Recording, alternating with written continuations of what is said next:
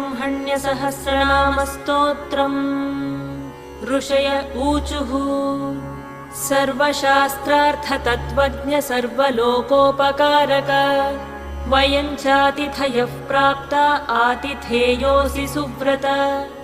ज्ञानदानेन संसारसागरात्तारयस्व नः कलौ कलुषचित्ताये नराः पापरताः सदा। केन स्तोत्रेण मुच्यन्ते सर्वपातकबन्धनैः इष्टसिद्धिकरम् पुण्यम् दुःखदारिद्र्यनाशनम्। सर्वरोगहरं स्तोत्रम् सूतनो वक्तुमर्हसि।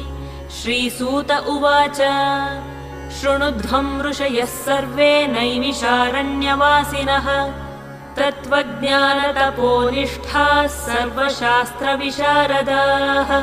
स्वयंभुवा पुरा प्रोक्तं नारद